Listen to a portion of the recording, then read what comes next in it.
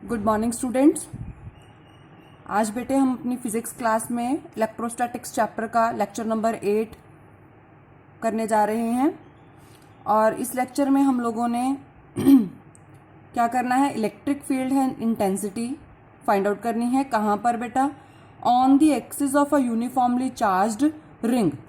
पिछले लेक्चर्स में हम लोगों ने डायपोल के बारे में पढ़ा और डायपोल के एक्सियल लाइन पे, डायपोल की इक्वेटोरियल लाइन पे एंड देन जनरली किसी भी पॉइंट पे बेटे हम लोगों ने इलेक्ट्रिक फील्ड फाइंड आउट करने की कोशिश की और हमने उसको किया भी। ठीक है, आज हम लोग करने जा रहे हैं electric field intensity at any point on the axis of a uniformly charged ring. एक यूनिफॉर्मली चार्ज्ड रिंग है, मतलब जिसके ऊपर चार्ज जो है वो इक्वली डिस्ट्रीब्यूटेड है। ये मैंने देखो रिंग बनाई है यहाँ पे बेटे, यूनिफॉर्मली चार्ज्ड। ठीक है, मतलब इस रिंग, ये रिंग के ऊपर पूरा का पूरा चार्ज जो है वो फैला हुआ है यूनिफॉर्मली। ठीक है, इसके उसने क्या बोला, ऑन दी एक्सिस। अब इसके एक्सिस कौन से? इसके एक्सिस यही, इस एक्सिस के अलॉन्ग ये रोटेट कर सकती है। ठीक है, मतलब ये बेसिकली इस तरह से कोई सर्कल है और ये इसके एक्सिस ऐसे इस तरह से। ठीक है राजे, तो ये रिंग जो है इस तरह से इसके आसपास रोटेट कर सकती है। ठीक है, तो ये इसके एक्सिस हो गए बेटा। अब वो कहता है इन एक्सिस के ऊपर कहीं भी किसी पॉइंट पे, तो मैंने यहाँ पे एक पॉइंट ले लिया क्या, P, और इस पॉइंट के ऊपर मुझे क्या फाइंड आउट करना है, इलेक्ट्रिक फील्ड इंटेंसिटी में इलेक्ट्रिक फील्ड मुझे फाइंड आउट करना है। ठीक है, तो हम आप जो पेपर में लिखोगे या डेरिवेशन करते हुए जब लिखोगे तो आप क्या लिखोगे, consider a loop, circular loop of wire of negligible thickness. क्या लिखोगे, एक वायर ली है हमने और उसकी जो थिकनेस है वो कैसी है बेटे, निग्लिजिबल। उसका रेडियस कितना, हमने उसका रेडियस देखो कितना माना है, ए। आप कुछ भी लेट कर सकते हो बेटा, इसमें मैंने क्या मान लिया, ए। उसका सेंटर कितना बेटे, O, and held perpendicular to the plane of the paper या बोर्ड, है ना, जो भी है। Let the loop carry a total charge plus q. इसके ऊपर जो टोटल चार्ज फैला हुआ है वो कितना है, प्लस क्यू। ये डिस्ट्रीब्यूटेड है इसके ऊपर बेटा। ठीक है, uniformly over the circumference. We have to determine electric field intensity at any point P, ये पॉइंट P है, on the axis of the loop where OP, इस डिस्टेंस को हम कुछ लेट कर लेते हैं। तो ये जो डिस्टेंस है हमारा ये कितना हो गया, R मान लिया हमने इसको, कितना, R मान लिया। ठीक है, जैसे डायपोल में मानते थे ना हम सेंटर से डिस्टेंस कितना, R, यहाँ पे भी हमने कितना मान लिया, R। समझ में आया क्या लिखना है आपको? क्या क्या लिखना है कि हमने एक सर्कुलर लूप ली है, ऐसी वायर की बनी है जिसकी लेंथ थिकनेस कितनी है, निग्लिजिबल, मतलब बहुत कम थिकनेस है, पतली सी वायर से हमने एक रिंग बनाई है। हैविंग रेडियस ए, सेंटर O। ठीक है, रेडियस उसका A है और सेंटर कितना है बेटे, O है। Let the loop carry total charge plus Q which is distributed uniformly over its circumference. We have to determine electric field intensity at a point P on the axis of the loop where OP is equals to R। ठीक है राजे, अब इस loop की वजह से, पूरी की पूरी लूप की वजह से हमें इस पॉइंट P पे इलेक्ट्रिक फील्ड इंटेंसिटी को निकालना है। देखो बेटे क्या है कि जैसे आप डायपोल ले रहे थे उसमें आपके पास दो चार्जेस बन रहे थे, आप ऐसे ले रहे थे ना dipole, minus Q plus Q, आपके पास दो चार्जेस बन रहे थे। आप एक बार इस चार्ज की वजह से कैलकुलेट कर लेते थे, दूसरी बार इसकी वजह से कैलकुलेट कर लेते थे, देन हम इसका रिजल्टेंट निकालते थे। अब इसमें ये चार्ज पूरी तरह से इस तरह से डिस्ट्रीब्यूटेड है, तो हम किस किस चार्ज के लिए लेंगे है ना, हमें लेने पूरे के पूरे चार्जेस हैं, तो हम इसको सॉल्व कैसे करेंगे। देखो मैंने क्या किया, मैंने इस लूप का एक छोटा सा हिस्सा ले लिया, जैसे सपोज ये वाला हिस्सा। ठीक है, मैंने इस लूप का ये छोटा सा हिस्सा ले लिया और इसको नाम दे दिया कुछ भी, AB। कि मैंने ये छोटा सा हिस्सा AB लिया। ठीक है, consider small element AB of the loop, late length of the element is, इस एलिमेंट की जो लेंथ है वो कितनी मान ली मैंने, DL मतलब बहुत छोटी सी लेंथ, इस एलिमेंट की लेंथ कितनी मान ली, DL। और इसका जो ये जो सेंटर है इसका नाम रख दिया हमने C, इस सेंटर का नाम क्या रख दिया, C। आपने रखना रख सकते हो, अदरवाइज ऐसे भी कर सकते हो। ठीक है, मैंने नाम रख दिया इसका सेंटर C। ठीक है, तो इस जो AB एलिमेंट हुआ, छोटी सी लेंथ इसकी DL, तो इसके ऊपर चार्ज भी कितना होगा, छोटा सा चार्ज हमने मान लिया कितना, DQ। इसके ऊपर छोटा सा चार्ज कितना, DQ। ठीक है राजे, समझ में आई इतनी बात? पहले तो ये बात समझते हैं। अब देखो बेटे ये जो DQ चार्ज है ये भी पॉजिटिव चार्ज है, और यहाँ पे जो टेस्ट चार्ज रखेंगे वो भी क्या होगा, पॉजिटिव पोलैरिटी का, है ना। तो ये यहां से ये वाला DQ चार्ज इसको क्या करने की कोशिश करेगा, रिपेल करने की कोशिश करेगा। क्या करने की कोशिश करेगा बेटे? रिपल्शन होगी यहां पे। तो इस केस में इस इतने से छोटे एलिमेंट की वजह से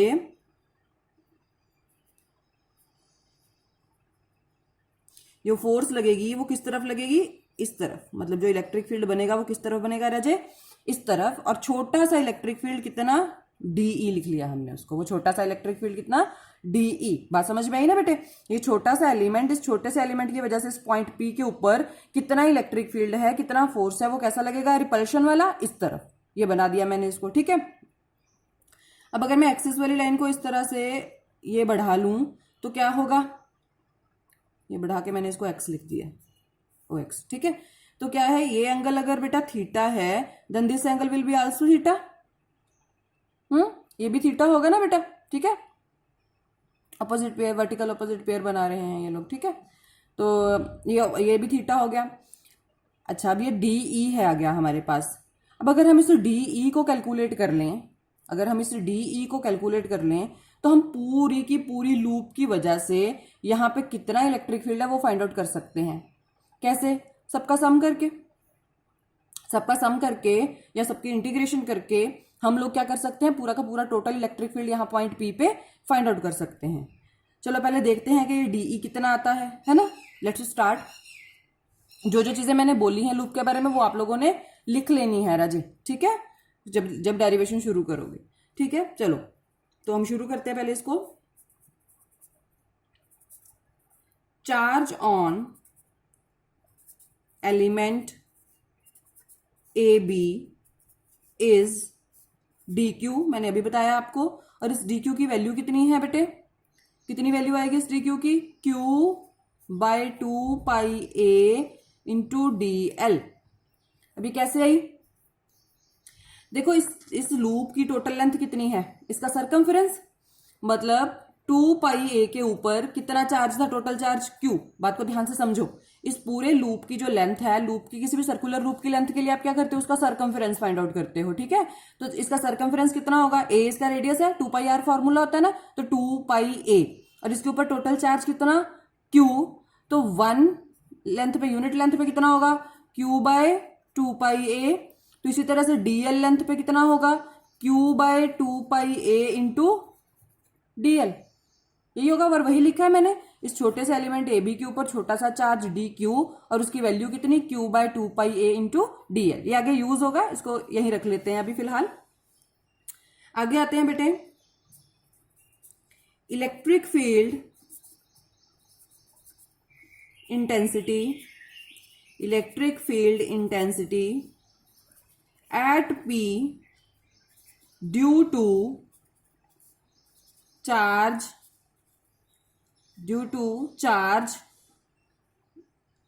एलिमेंट ए बी। इस ए बी एलिमेंट की वजह से इसके ऊपर कितना इलेक्ट्रिक फील्ड बना बेटे? मैंने बोला छोटा सा इलेक्ट्रिक फील्ड है, हम सिर्फ मैग्नीट्यूड लिख रहे हैं, ठीक है।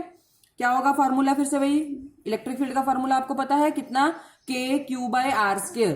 के means 1/4 pi epsilon not. Q कितना? छोटा सा चार्ज कितना है इसके ऊपर? D Q. डिस्टेंस कितना? अब ये डिस्टेंस यहां से यहां, अब ये हमें नहीं पता है, इसको फाइंड आउट कर लेंगे हम लोग। ये देखो, ये 90 डिग्री, तो ये क्या बन गई? एक ट्रायंगल। कैसी? Right angle triangle. कैसी ट्रायंगल बन गई बेटा? राइट एंगल ट्रायंगल, ठीक है। पहले मैं इसका नाम लिख देती हूँ, सीपी का स्क्वायर, सीपी का स्क्वायर, है ना। तो ये राइट एंगल ट्रायंगल बन रही है। इसमें मुझे ए पता है, आर पता है, तो मैं पाइथागोरस लगाऊंगी तो इसकी वैल्यू फाइंड आउट हो जाएगी। कितनी आएगी देखो राजा? इसकी वैल्यू कितनी आएगी देखो? Under the root are square plus A square, यही वैल्यू बनेगी इसकी। पाइथागोरस लगाओगे तो देखो हाइपोटेन्यूज का square is equals to perpendicular square means a का square, base square means r का स्क्वायर, दोनों का एडिशन। जब इसका हाइपोटेन्यूज का स्क्वायर हटाया तो क्या बना? Under the root are square plus A square. ये आपको आती हैं ये चीजें, ठीक है। आगे चलते हैं बेटा, आगे चलते हैं रजे। देखो अब इसकी वैल्यू पुट कर दो, क्या बन जाएगा? ये 1/4 pi epsilon nought d q. CP की जगह पे ये डिस्टेंस, मतलब इसका स्क्वायर, आर स्क्वायर प्लस ए स्क्वायर स्क्वायर रूट और इसका स्क्वायर, तो कितना बन गया? D E is equals to 1/4πε0 into dq/r² plus a²। Make this equation number 1। इसको हमने इक्वेशन नंबर 1 लिख लिया। डन रजे, इतनी बात समझ में आ गई?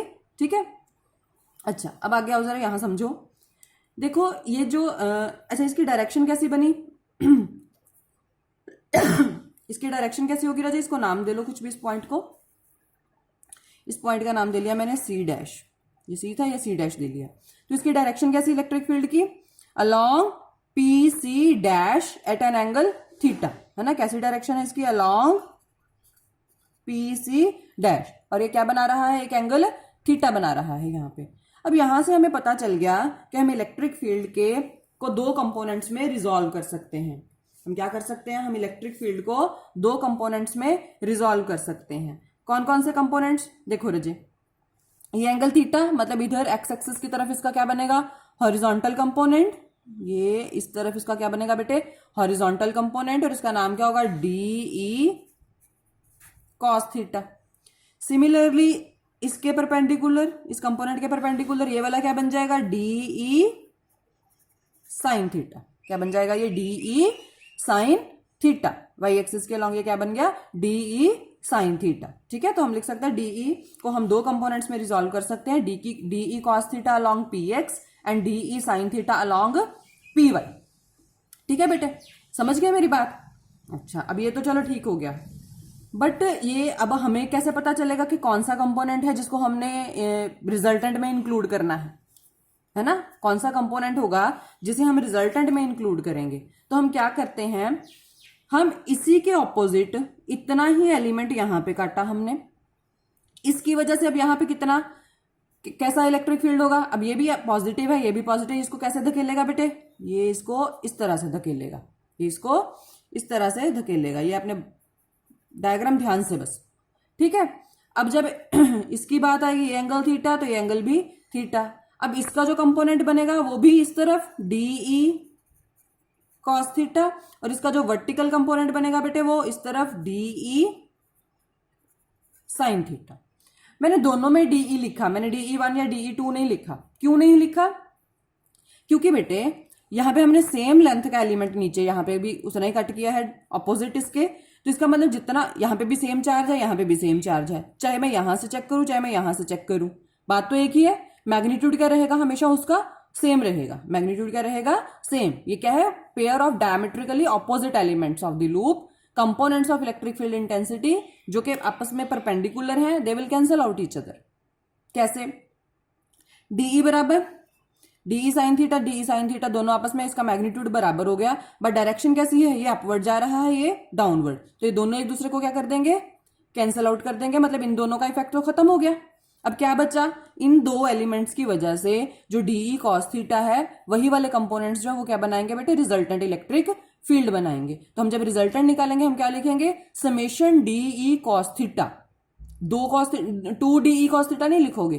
टू डी कॉस थीटा क्यों नहीं लिखोगे? क्योंकि सिर्फ दो एलिमेंट थोड़े ना, ये सारा भी तो बाकी का पूरा वापस अभी पड़ा है ना। जब अलग अलग निकालेंगे तो सारे डी कॉस थीटा ऐसे बन जाएंगे, और सारे डी साइन थीटा अपने एक दूसरे को क्या कर देंगे बेटे?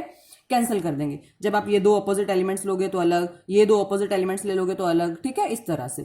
ठीक है, तो हमारे पास जो रिजल्टेंट इलेक्ट्रिक फील्ड इंटेंसिटी आएगी वो क्या आएगी? Summation of D cos theta. Done रजे, इस डायग्राम को अच्छे से ड्रॉ करो, और जो बाकी की डेरिवेशन है मैं जब जैसे जैसे करवाऊंगी इस डायग्राम को आपने देखते जाना है। ठीक है, बिना डायग्राम के आपको फिर समझ में नहीं आएगा। ठीक है, इस डायग्राम को पहले अपनी कॉपी में ड्रॉ कर लो, और फिर उस डायग्राम को देख देख के डेरिवेशन को समझने की कोशिश करनी है। ठीक है रजे, आगे चलते हैं बेटा। तो अब हमने क्या पढ़ लिया कि जो हमने हमारा डीई था उसको जब हमने दो हिस्सों में बांट लिया, दो कंपोनेंट्स में रिजॉल्व कर लिया, तो जो डी साइन थीटा था उसने एक दूसरे को क्या कर दिया? कैंसल आउट कर दिया। ठीक है, कैंसल आउट कर दिया। ठीक है, तो हम लोग लिख देते हैं, वो हम पूरा चलो लिख देते हैं। चलो, d E can be resolved into two rectangular components।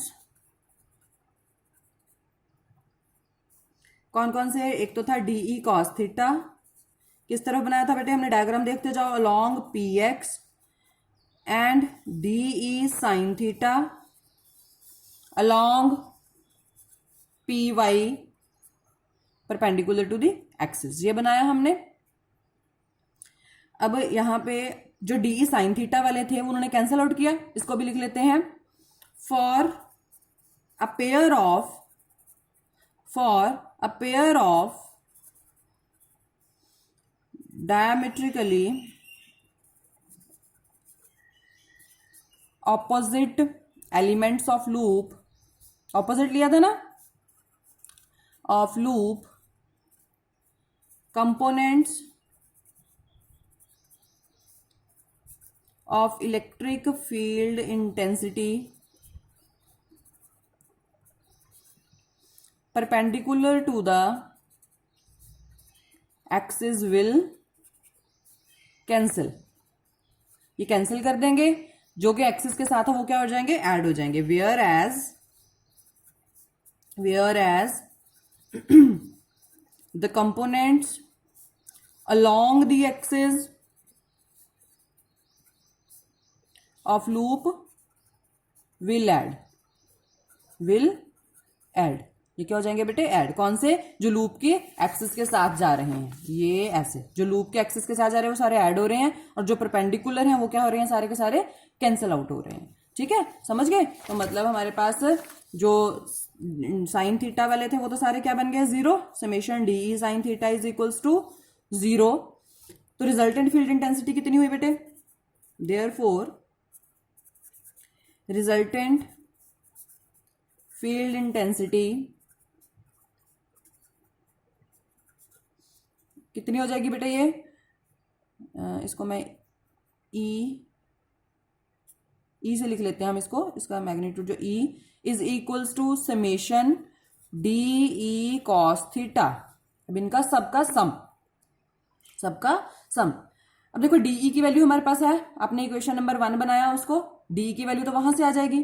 क्या रह गया अब, कॉस थीटा नहीं है हमारे पास, तो कॉस थीटा के लिए क्या करोगे, हम लोग अपनी ट्रायंगल देख लेते हैं। यहां पे देखो ये ट्रायंगल ओ पी सी, इस ट्रायंगल में ये एंगल थीटा बन रहा है, ये ले सकते हो, ये भी ओ पी सी ट्रायंगल में ये थीटा। तो कॉस थीटा क्या बेटे, बेस अपॉन हाइपोटेन्यूज। बेस कितना आर, हाइपोटेन्यूज कितना under the root are square plus A square.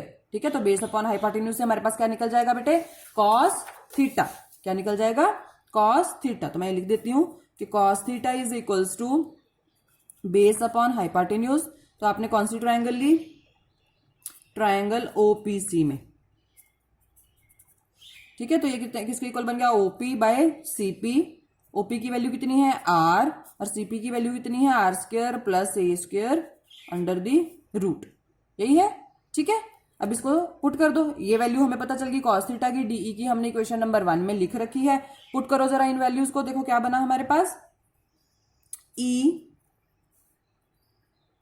Is equals to summation, ये समेशन साइन डाल दिया हमने, डीई की वैल्यू क्या है 1/4 pi epsilon nought into d q divided by r square plus A square, यही थी डी क्यू की वैल्यू, यही थी। आगे क्या है cos theta into R by under the root are square plus A square, यही बना ना रजे। ठीक है, यही बना हमारे पास। अब जब इसको सॉल्व करते हैं देखो क्या बना हमारे पास, समेशन ऐसे लिखा मैंने इसको 1/4 पाई एप्सिलॉन नॉट, ठीक है, इनटू, अच्छा डी क्यू की वैल्यू निकाली थी हमने एक बिल्कुल स्टार्टिंग में, ये ऐसे, ये चार्ज डी क्यू की वैल्यू कितनी थी, Q/2 pi a into d L, ये लिख सकते हैं हम इसकी वैल्यू। ठीक है, तो यही वैल्यू हम इस यहाँ पे यूज करके डी क्यू की वैल्यू को लिख देते हैं। कितना है डी क्यू की value, Q/2 pi a into d l, d q की वैल्यू लिखी। और देखो इन दोनों को सॉल्व करोगे तो ये क्या बना, इसकी पावर 1, इसकी पावर 1/2 ऐड किया तो क्या बन गया, यहाँ पे ऊपर तो आर अपॉन में R square plus A square raise to power 3/2, यही बना ना बेटे, ये पावर 1 थी और ये 1/2 थी इसकी, दोनों के बेस सेम थे, ऐड किया 1 + 1/2 कितना बना 3/2। समझ गए मेरी बात नहीं? अच्छा जी, अब देखो जरा आगे, E is equals to Q R, ये तो कांस्टेंट, अब इसका कुछ भी नहीं होगा, समेशन में क्यू ही है, क्यू का समेशन करोगे क्यू, क्योंकि टोटल चार्ज कितना है लूप के ऊपर, क्यू ही है, तो वो तो क्यू ही आएगा। ठीक है, क्यू आर 4πε0 भी वही का वही रहेगा, अपॉन 2πa भी वही रहा हमारे पास, और r² + a², इसका भी कोई सम होके कुछ नहीं आने वाला है। सम किसका होगा अब सिर्फ, समेशन ऑफ dl, मतलब होल लूप, पूरी लूप की जो लेंथ है वो कितनी, ठीक है, पूरी लूप की जो लेंथ है वो कितनी। अब इसको देखो लिखते हैं हम आगे, पूरी लूप की जो लेंथ बनी वो कितनी बनी बेटे, देखो E is equals to Q r 4πε0 2πa r² + a² raise to power 3/2, इतना तो हमें पता है।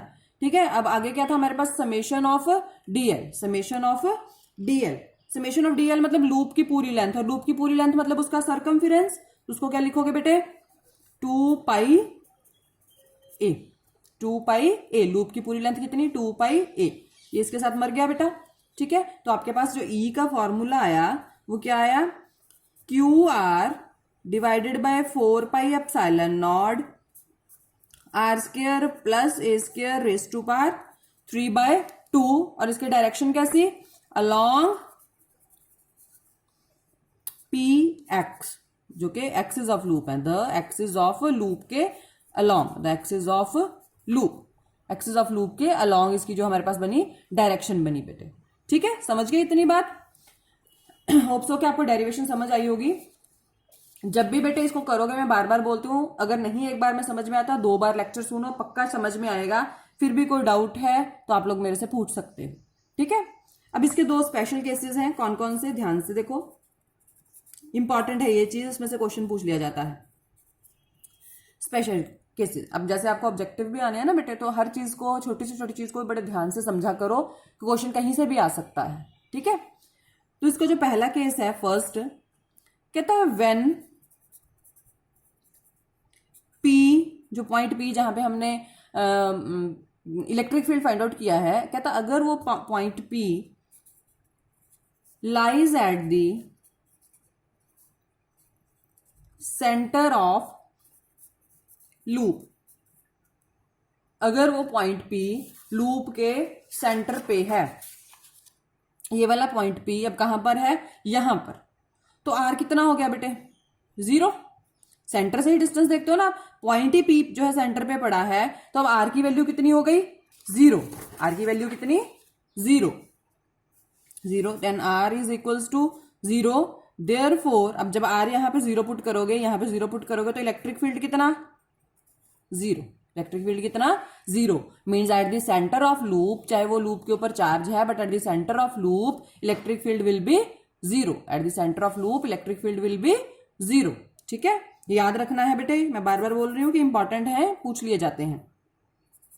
नेक्स्ट बेटे जो सेकंड केस है इसका, सेकंड केस में क्या कहता है, कहता when R is very very greater than A, हम लूप के एक्सिस के ऊपर बहुत दूर तक जाके कहीं P पॉइंट पे इलेक्ट्रिक फील्ड की वैल्यू फाइंड आउट करने वाले हैं, तो मतलब R जो है वो इसके रेडियस से तो बहुत बड़ा हो जाएगा, A से बहुत बड़ा हो जाएगा। अगर A से वो बहुत बड़ा हो जाएगा then A can be neglected here. ठीक है, तो अगर ये बहुत बड़ा है देन निग्लेक्टिंग A² को अगर इस फॉर्मूला में हम निग्लेक्ट कर देंगे तो क्या बचा आपके पास, E is equals to QR divided by 4πε0 r² into 3/2, ये इसके साथ कट गया, QR अपॉन 4πε0 r³, फिर यहां से ये कटा, क्या बचा, Q बाय 4πε0 r², क्या बचा, Q बाय 4πε0 r²। अब ये देखो, ये रिजल्ट आपने पहले भी कहीं देखा है, ये रिजल्ट जो है हमने पहले कहीं देखा हुआ है, बिल्कुल देखा हुआ है, अगर आपको याद हो तो। ये जो है ये रिजल्ट किसका था, जब हम पॉइंट चार्ज के लिए फाइंड आउट कर रहे थे, याद है। मतलब इस केस में ये जो एक्सप्रेशन है वो किसके लिए आया, for electric field at a distance R from the point charge Q. जब उसके लिए फाइंड आउट किया तो यही आया था ना, तभी हमारे पास फॉर्मूला क्या बन गया था, के क्यू बाय आर स्क्वायर। समझ रहे हो। तो इसका मतलब क्या हुआ, इसका मतलब ये हुआ कि ये जो सर्कुलर लूप ऑफ चार्ज है it will behave as a point charge when the observation point is at a very large distance from the loop compare to the radius of the loop. अगर circular loop के radius से बहुत ज्यादा दूरी पे हम लोग उसके एक्सेस के ऊपर किसी पॉइंट पी पे इलेक्ट्रिक फील्ड फाइंड आउट करना चाहते हैं, तो उस केस में जो हमारी सर्कुलर लूप है वो किसकी तरह बिहेव करना शुरू कर देती है, पॉइंट चार्ज की तरह। ये क्वेश्चन आता है आपको, when a circular loop behaves as a point charge, तो कब करती है, when the observational point P is at a very large distance from the loop. ठीक है, हम लोग इसको लिख लेते हैं, इसको इंपॉर्टेंट है, इसको याद रखना है, आपको पेपर में बेटे ये चीज पूछ ली जाती है। ठीक है, तो हम लिखेंगे ये वाला जो एक्सप्रेशन है, this is the expression for E electric field के लिए at a distance R from a point charge, from a point charge, इसके लिए है। ठीक है, hence a circular loop, hence a circular loop of charge behaves as a point charge when observation point is at a very large distance from axis of loop, from axis of loop या from center of loop, axis मत लिखो, from center of loop। समझ में आई बेटे मेरी बात, note कर लो इसको कि ये जो केस आया हमारे पास, जब आर बहुत बड़ा है ए से, तो ये रिजल्ट आया, और ये रिजल्ट हमने पहले फाइंड आउट किया है जब हम पॉइंट चार्ज की बात कर रहे थे। किसकी बात कर रहे थे, पॉइंट चार्ज की बात कर रहे थे। तो इसका मतलब जब हम हमारा ऑब्जर्वेशनल पॉइंट जो है वो बहुत दूर रखेंगे सेंटर से on the axis of the loop, तो जो हमारी लूप है वो किसकी तरह बिहेव करना शुरू कर देगी, पॉइंट चार्ज की तरह बिहेव करना शुरू कर देगी। डन राजे, ठीक है, समझ में आई ये चीज। आगे चलते हैं बेटा।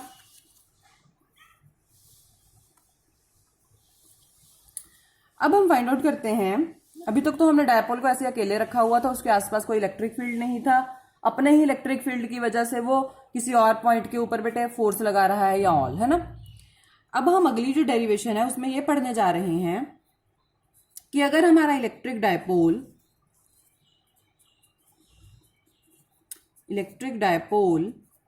कहां पड़ा है, किसी एक यूनिफॉर्म इलेक्ट्रिक फील्ड में पड़ा है। ठीक है, electric dipole in a uniform two-dimensional electric field, two-dimensional electric field। सोचो जरा, दिमाग लगाओ, क्या होगा अगर हमारा जो डायपोल है वो टू डायमेंशनल इलेक्ट्रिक फील्ड में पड़ा होगा, then what will happen.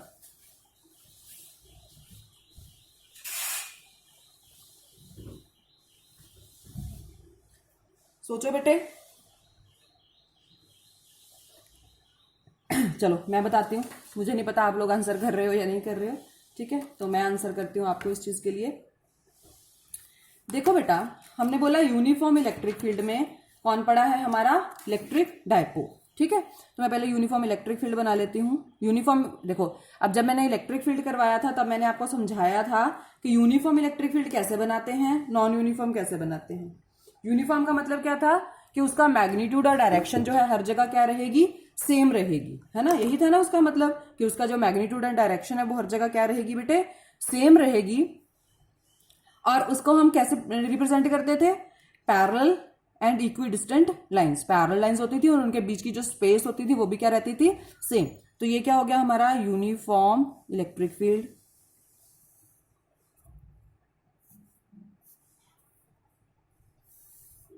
Parallel बनाना बेटा आप लोग,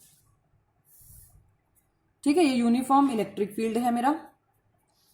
इसके एरोज देखो इधर से इधर, मतलब यहां कहीं पॉजिटिव होगा और यहां नेगेटिव, मतलब ये कहीं पॉजिटिव से यहां से शुरू हो रहे होंगे और यहां कहीं नेगेटिव पे जा रहे होंगे आगे। यही था ना, हमने बोला था इलेक्ट्रिक फील्ड कैसे कहां से शुरू होता है, पॉजिटिव चार्ज से शुरू होता है और कहां पे टर्मिनेट होता है, नेगेटिव चार्ज पे जाके जो इलेक्ट्रिक फील्ड लाइंस है वो टर्मिनेट होती हैं। अब बेटे मेरे पास क्या है, एक डायपोल है, कहां रखा हुआ, मैंने उसको इस इलेक्ट्रिक फील्ड में रखा हुआ है। तो मैंने मान लिया कि मैंने उस डायपोल को, ये यहां से शुरू हुआ, ऐसा रखा है मैंने उस डायपोल को। उस डायपोल को मैंने कुछ ऐसा रखा है, यहां पे चार्ज माइनस क्यू, यहां पे चार्ज प्लस क्यू, और इस डायपोल की लेंथ तो आपको पता ही है कितनी, 2l, है ना, ये कहीं इसका सेंटर हो गया और इसकी जो लेंथ है वो कितनी है बेटे, 2l। ठीक है राजे, इसकी लेंथ 2l, ये पॉइंट हो गया हमारे पास। ठीक है, तो अच्छा अब देखो, अगर हम इसको यहां पे रखेंगे क्या होगा, व्हाट विल हैपन, क्या होगा बेटे, देखो मुझे ये पहले तो मैं ये कैलकुलेट करती हूँ कि इसके ऊपर कोई फोर्स लग रहा है या नहीं, वहीं से मुझे पता चलेगा कि अगर फोर्स लग रहा है तो क्या ये मूव करेगा या नहीं करेगा, या रोटेट करेगा या नहीं करेगा, है ना।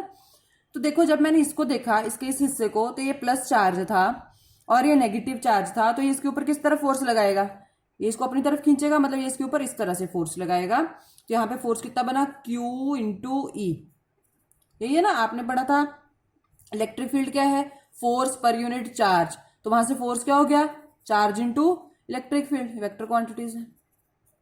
ठीक है राजे, इस वाले पे कैसा लगेगा, ये माइनस क्यू है, ये प्लस इसको अपनी तरफ करेगा, तो इस पे कैसा लगेगा, ये कुछ ऐसा, और इसकी वैल्यू यहां पे भी कितनी, Q इंटू ई, यहां पे भी वैल्यू कितनी, Q इंटू ई। इसको मैंने पॉइंट ए लिख दिया बेटे, इसको मैंने पॉइंट बी लिख दिया। ठीक है राजे, समझ गए मेरी इतनी बात। अच्छा जी अब देखो, अगर अब हम चेक करें तो इसके ऊपर जो नेट फोर्स है वो कितना बन रहा है, QE इस तरफ, QE इस तरफ, फोर्सेस दोनों इक्वल हैं but the direction is opposite. It means net force on the dipole is zero, net force on the dipole is zero, means it's linear motion is not possible. ये linear मतलब ये आगे की तरफ ऐसे move नहीं कर सकता, है ना, इसका लीनियर मोशन क्या हो गया, वो पॉसिबल नहीं है। तो हम लोग क्या लिखेंगे, देखो राजी, हम लोग क्या लिखेंगे इसको, हम लिखेंगे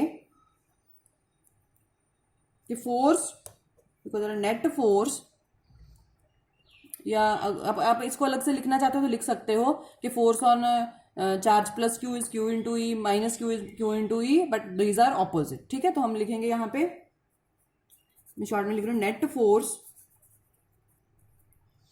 on the dipole is 0 because two equal and opposite forces are acting upon the dipole, मुझे लगता है इस लाइन से सारी चीज समझ में आ गई होगी, डायग्राम से मैंने वैसे समझा दिया है आपको। तो इसका लीनियर मोशन तो पॉसिबल नहीं है, मतलब लीनियर स्ट्रेट लाइन में इसका मोशन नॉट पॉसिबल, नहीं आगे नहीं जाएगा, पोजीशन यही रहेगी इसकी। अच्छा, अब लीनियर मोशन तो पॉसिबल नहीं है, ये हमें पता चल गया। क्या इसका रोटेशनल मोशन भी पॉसिबल नहीं है, क्या इसका रोटेशनल मोशन भी पॉसिबल नहीं है, रोटेशनल मोशन बेटे पॉसिबल है। देखो दो फोर्सेस हैं, इक्वल एंड ऑपोजिट हैं, and act along different lines of action, तो ये क्या बना रहे हैं, कपल। कपल बना रहे हैं ना, जब दो इक्वल एंड ऑपोजिट फोर्सेस, जब आपने +1 में पढ़ा था तो वहाँ पे आपने कपल पढ़ा था, मैं बता देती हूँ फिर भी। ये हमारे पास कोई भी एक रॉड है या सीसॉ है, ये यहाँ पे पाइवटेड है, मतलब ये इसका सेंटर पॉइंट है। अगर एक फोर्स इधर और एक फोर्स इधर और दोनों की वैल्यू बराबर, दो इक्वल एंड अपोजिट फोर्सेस हैं, तो ये मिलके क्या बनाती हैं, एक कपल बनाती हैं। और जो रॉड है या कुछ भी कोई भी चीज़ है उसको क्या करती हैं, ये रोटेट करवाती हैं, या तो क्लॉकवाइज या फिर एंटी क्लॉकवाइज, एक डायरेक्शन में रोटेट करेंगे। अब अगर मैं इसमें देखूंगी तो ये फोर्स इसको ऊपर की तरफ लेके जाने की कोशिश करेगा, मतलब ऐसा, और ये फोर्स इसको कैसे लेके जाने की कोशिश करेगा, मतलब ऐसा। तो ये दोनों ही कैसा रोटेट करवाएंगे, ये एंटी क्लॉकवाइज, ये भी एंटी क्लॉकवाइज रोटेट करवाने की कोशिश करता है। ठीक है, तो जब कपल बनता है तब हमारे पास क्या होती है, रोटेशन मीन्स टॉर्क। और टॉर्क का, उस टॉर्क का फॉर्मूला क्या था हमारे पास बेटे, either force into the perpendicular distance between two forces, या आप उसको आर्म ऑफ कपल लिख देते होते थे। ठीक है, तो अब हम लोग क्या लिखेंगे, इसका मतलब हमें ये पता चल गया कि ये अगर कपल बना रहे हैं तो जो डायपोल है वो रोटेट कर सकता है, मतलब उसमें टॉर्क प्रोड्यूस हो गई। क्या प्रोड्यूस हो गया, उसमें टॉर्क प्रोड्यूस हो गई। ठीक है, तो हम क्या लिखेंगे, as the forces, as sorry, as the forces are equal, comma, unlike, unlike means opposite है, ठीक है, unlike and parallel, acting at different points, दोनों अलग अलग पॉइंट्स पे लग रहे हैं ना, एक यहाँ पे और एक यहाँ पे, acting at different points, therefore they form a couple। क्या बनाया उन्होंने, एक कपल बनाया। ठीक है, which rotates the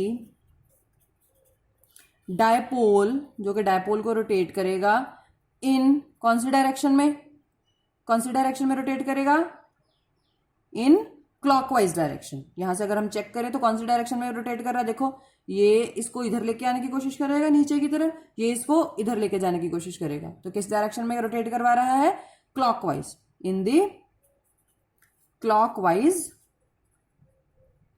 direction, in the clockwise direction.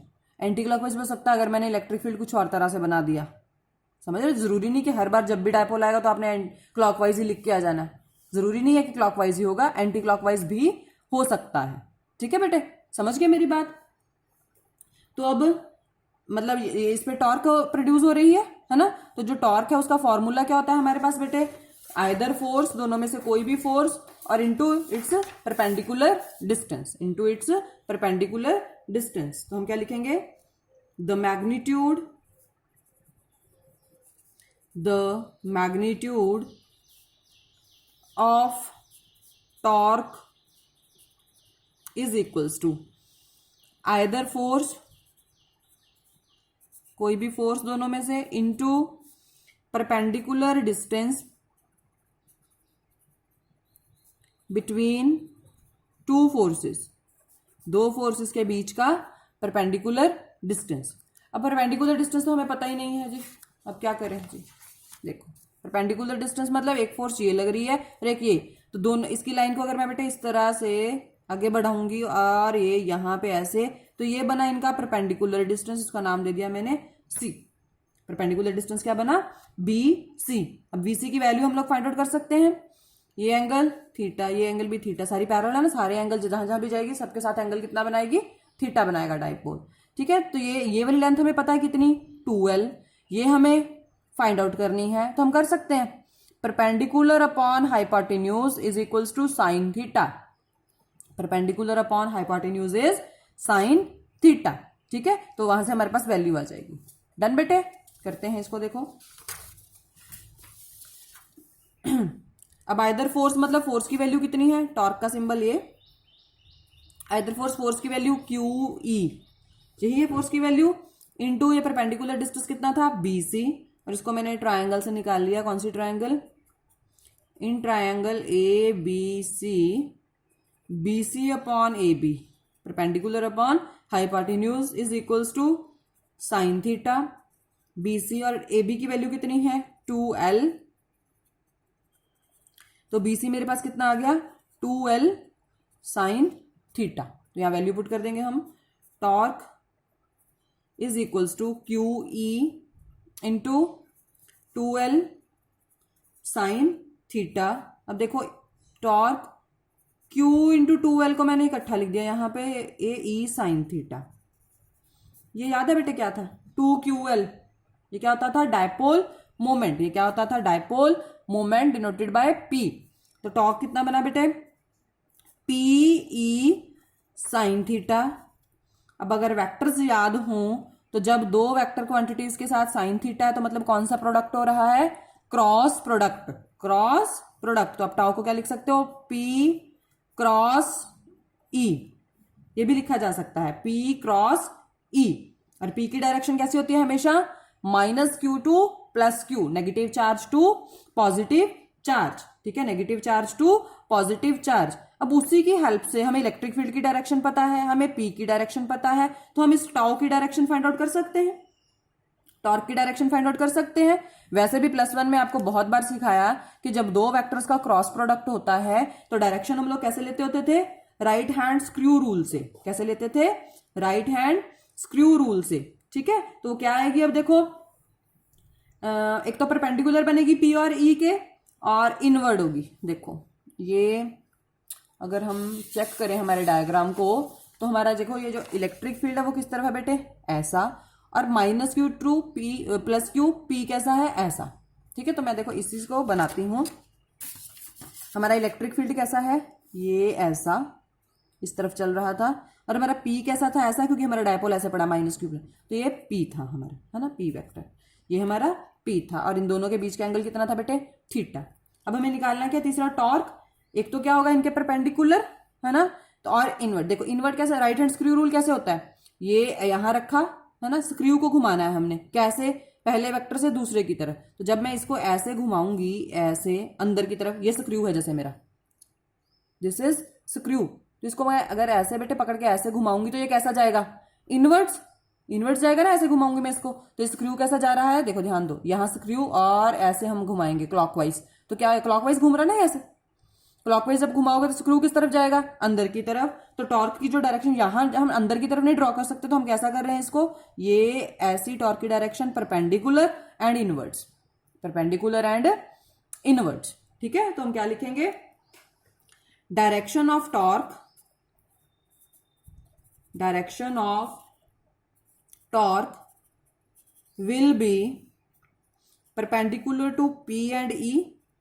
ये पता है हमें क्रॉस प्रोडक्ट से, हम जानते हैं कि जब क्रॉस प्रोडक्ट होता है तो जो रिजल्टेंट वेक्टर आता है तीसरा उनके रिजल्ट आता है वो क्या होता है दो के परपेंडिकुलर बनता है, पता है हमें ये चीज। और इसको हम कैसे डिटरमिन कर रहे हैं by using right hand screw rule, right hand screw rule की हेल्प से हमने इसको फाइंड आउट किया। और क्या आया, एक तो परपेंडिकुलर है एंड डायरेक्टेड इनवर्ड्स, अंदर की तरफ है, डायरेक्टेड इनवर्ड्स। ये कैसे बन रही है अंदर की तरफ बन रही है, समझ में आया बेटे। जब हम किसी डायपोल को एक यूनिफॉर्म इलेक्ट्रिक फील्ड में रखते हैं तो होता क्या है कि जो फोर्स उस डायपोल पे लगता है that is net force is 0, means उसका लीनियर मोशन पॉसिबल नहीं होता, but net torque is not 0, वो उसको टॉर्क 0 नहीं है और वो उसको क्या करवाती है रोटेट करवाती है। आई होप कि आपको ये चीज समझ में आ गई होगी, ठीक है राजे, समझ गए मेरी इतनी बात।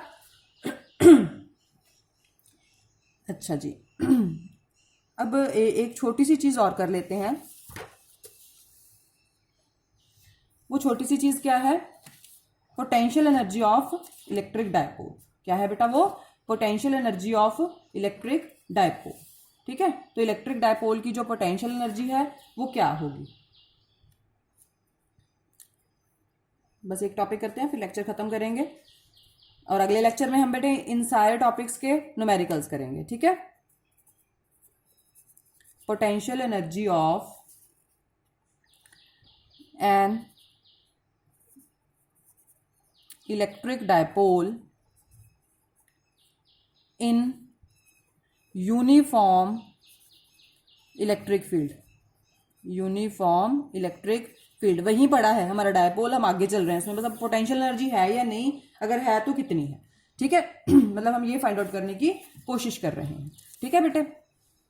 देखो राजे, इलेक्ट्रिक डायपोल की एनर्जी मतलब the energy possessed by electric dipole due to its position in electric field is called potential energy of dipole. लिख लो, मैं बोल रही हूं, energy possessed by an electric dipole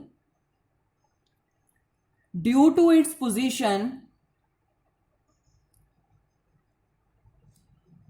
in an electric field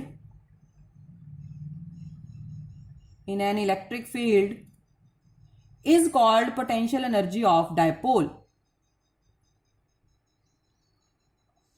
ठीक है राजे।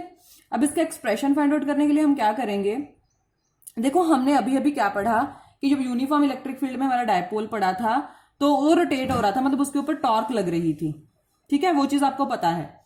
अब जब टॉर्क लगेगी, रोटेट करेगी, रोटेशन मतलब कुछ वर्क डन होगा, ठीक है, तो वर्क डन होगा, तो वही वर्क डन पोटेंशियल एनर्जी की फॉर्म में डायपोल में क्या हो जाएगा, स्टोर हो जाएगा, ठीक है। वही वर्क डन पोटेंशियल एनर्जी की फॉर्म में डायपोल में क्या हो जाएगा बेटे, स्टोर हो जाएगा, ठीक है, तो वही उसकी पोटेंशियल एनर्जी होगी। तो वो चीज आपको पता है, मैं नहीं लिख रही हूं कि रोटेट करेंगे टॉर्क की वजह से टॉर्क कितनी आ रही है हमारे पास, लिख लेना इस चीज को। Torque T tau is equal to PE sine theta, हमने अभी फॉर्मूला बनाया, तो हम लिख रहे हैं the amount of work done, the amount of work done by torque in rotating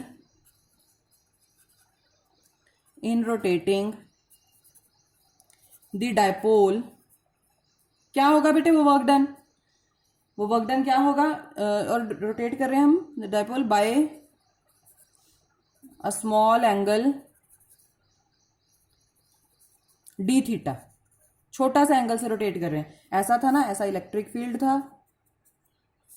ये ऐसे कुछ हमारा डायपोल पड़ा था, -q + q, ये एंगल था इन दोनों के बीच में थीटा। अभी हम पूरे के लिए नहीं देख रहे, यहाँ पे एक फोर्स लग रही थी और एक फोर्स कहाँ लग रही थी, ये ऐसे लग रही थी, यहाँ पे QE, यहाँ पर भी QE, ये इसको ऐसे थोड़ा सा रोटेट हुआ जब सिर्फ छोटे से एंगल डी थीटा से, तो वर्क डन क्या होता है बेटे, DW, छोटा सा work done, is equals to torque, पढ़ा हुआ +1 में हमने, टॉर्क इनटू एंगुलर डिस्प्लेसमेंट मतलब एंगल की फॉर्म में एंगुलर डिस्प्लेसमेंट, तो ये क्या बन गया, DW is equals to tau, angular छोटी सी डिस्प्लेसमेंट कितनी, d थीटा, छोटी सी डिस्प्लेसमेंट कितनी, d थीटा, वैल्यू पुट कर दो। अब DW is equals to torque की वैल्यू कितनी, PE sine theta into d theta, PE sine theta into d theta. अच्छा जी, अब ये तो छोटा सा वर्क डन आया, पर हमें छोटा नहीं चाहिए, हमें तो पूरा चाहिए। जब पूरा एंगल वो घुमा देगा उसको, then what will be the work done. तो हम जब पूरा हम लेके चल रहे हैं कि हमने कुछ भी मान लो कि हमने शुरू किया एंगल θ1 से और खत्म कहां पे किया, θ2 पे, मतलब जब यहां पे थे सपोज एंगल 10 डिग्री था, घूमते घूमते घूमते घूमते हम लोग ने 70 डिग्री पे जाके खत्म किया, इतना घूमा वो, ठीक है। तो कुछ लिमिट्स ले ली, एक θ1 दूसरी θ2, लोअर लिमिट θ1 अपर लिमिट θ2, तो total work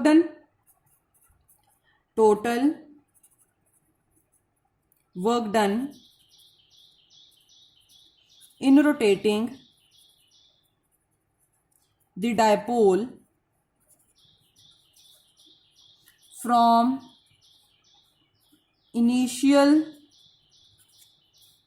orientation θ1 to final orientation θ2, final θ2। तो टोटल निकालने के लिए क्या करते हैं बेटे, हम इसको इंटीग्रेट कर देते होते हैं, W will be equals to integration of DW। अब DW की वैल्यू पुट करो, क्या, PE sine theta into d theta, और लिमिट्स θ1 टू θ2, लिमिट्स क्या बनी इसकी, θ1 टू θ2, ठीक है। अब साइन की इंटीग्रेशन मुझे लगता है आप सबको पता होगी, है ना। इसमें से क्या होगा, PE तो बाहर आ जाएगा, अंदर क्या बचा, θ1 to θ2 sine theta into d theta. आगे चलते हैं बेटे, क्या बन गया, W is equals to PE sine theta की इंटीग्रेशन बेटे माइनस कॉस थीटा, और इसकी लिमिट्स क्या सी, θ1 टू θ2। तो W is equals to PE, limits put करो, माइनस कॉस, पहले θ2 फिर माइनस इंटू, ये माइनस किसका जो हम फॉर्मूला में लगाते हैं कि अपर लिमिट फिर माइनस लोअर लिमिट, और ये इस कॉस का माइनस कॉस θ1। क्या बन गया ये, W is equals to PE minus cos θ2, ये माइनस माइनस प्लस हुए कॉस θ1, और इसको हम और क्या लिख सकते हैं, W is equals to PE cos θ1, इसको आगे लिख दिया और माइनस वाले को पीछे लिख दिया कॉस θ2। इतनी बात समझ में आई बेटे। तो ये क्या आया हमारे पास, वर्क डन, और यही वर्क डन किस फॉर्म में स्टोर हो जाता है, पोटेंशियल एनर्जी की फॉर्म में स्टोर हो जाता है। यही वर्क डन किस फॉर्म में स्टोर हो जाता है बेटे, पोटेंशियल एनर्जी की फॉर्म में इसमें स्टोर हो जाता है। ठीक है राजे, समझ गया मेरी बात। अब इसमें भी बेटे कुछ स्पेशल केस है, इसमें भी कुछ स्पेशल केस है, और वो स्पेशल केस क्या है, वो स्पेशल केस बेटे ये है कि अगर चलो लिख लेते हैं यहां पे, पहला केस क्या बनेगा, केस 1 कि अगर हमारा जो इनिशियल एंगल था वो कितना था, 0 डिग्री, कितना था 0 डिग्री, और जो फाइनल एंगल था θ2 वो कितना था, थीटा, कितना था वो थीटा। तो क्या फॉर्मूला बन गया हमारे पास, W is equals to PE cos 0 degree, θ1 की जगह पे 0 degree minus cos theta. Cos 0 कितना होता है राजे, 1, कॉस 0 इज 1, तो ये क्या बन गया, PE 1 minus cos theta, this will be the work done. ठीक है, अब कई बुक्स में ना इसको लिखा रहता है minus PE cos theta minus 1, उसमें कुछ नहीं है, उसने माइनस को कॉमन करके इसको क्या लिख दिया, माइनस PE, तो ये 1 माइनस का हो जाएगा -1 प्लस कॉस थीटा, और फिर उसी को क्या लिख दिया, minus PE cos theta minus 1, एक ही बात है, बाहर माइनस कर दिया या अंदर कर दिया, ठीक है, एक ही बात है। ये आप ये मतलब इजी लगता है मुझे कि ये याद करना इजी है। ठीक है, उसी तरह से बेटे दूसरा केस, केस 2 कि अगर जो हमारा इनिशियल एंगल है θ1 that is 90 degree and final angle is again theta, अब W is equals to PE cos 90 minus cos theta. Cos 90 कितना होता है बेटे, 0, तो ये W कितना आ गया, PE माइनस कॉस थीटा, है ना, और is equals to minus PE cos theta, minus PE cos theta. अगर ये माइनस PE कॉस थीटा है, देखो कॉस थीटा लग रहा है दो वेक्टर्स के बीच में, तो कौन सा प्रोडक्ट हुआ यहाँ पे, डॉट प्रोडक्ट, तो इसको क्या लिख सकते हो आप, minus P vector dot E vector, P vector dot E vector. वैसे भी बेटे वर्क डन एक स्केलर क्वांटिटी है, इसका मतलब P और E के बीच में डॉट प्रोडक्ट हो रहा है, तभी स्केलर आता है ना। ठीक है, देखो इनका यूनिट सेम रहता है, टॉर्क का और वर्क डन का। टॉर्क का यूनिट भी क्या है, newton metre, force into distance होता है, वो भी परपेंडिकुलर डिस्टेंस। वर्क डन भी क्या होता है, फोर्स इंटू डिस्टेंस। तो यूनिट क्या है दोनों का, न्यूटन मीटर, सेम यूनिट है, बट द डिफरेंस इज कि टॉर्क एक वेक्टर क्वांटिटी है and the work done is a scalar quantity. तो यही वाला वर्क डन अब क्या है, उसकी पोटेंशियल एनर्जी, और इसको हम किस में डिनोट कर लेते हैं, W की जगह पे क्या लिख देते हैं, U, W की जगह पे U लिख देते हैं for potential energy, U denotes potential energy. ठीक है, और जाउल्स में मेजर की जाती है और एक स्केलर क्वांटिटी है। ठीक है, स्केलर क्वांटिटी है। ठीक है, ये डिफरेंट स्पेसिफिक केस दे दिया आपको, कई बार क्वेश्चन में आ जाता है तो आप डायरेक्टली ये फॉर्मूला पुट कर सकते हो, अदरवाइज हमारे पास जो जनरल फॉर्मूला है वो यही है। ठीक है बेटे, समझ में आई इतनी बात। होप सो कि आपको आज की तीनों डेरिवेशंस जो है वो समझ में आई होंगी। फिर भी कोई डाउट है, कोई दिक्कत है तो बेटे आप लोग पूछ सकते हो। मैं बार बार हर लेक्चर में कितनी बार इस चीज को रिपीट करती हूँ कि आप लोग पूछ सकते हो। ठीक है, तो अगला लेक्चर लगाने से पहले इन सारी चीजों को बहुत अच्छे से पढ़ लेना है, ताकि आप न्यूमेरिकल्स करने में आपको कोई दिक्कत ना आए। ठीक है, और आपकी वर्कशीट जो है वो मैं ग्रुप में डलवा दूंगी, जो मैं चाहती हूँ कि आप लोग न्यूमेरिकल्स खुद प्रैक्टिस करो। डन, 1-2 दिन में वो हो जाएगा। तो मिलते हैं बेटे नेक्स्ट क्लास में। Thank you.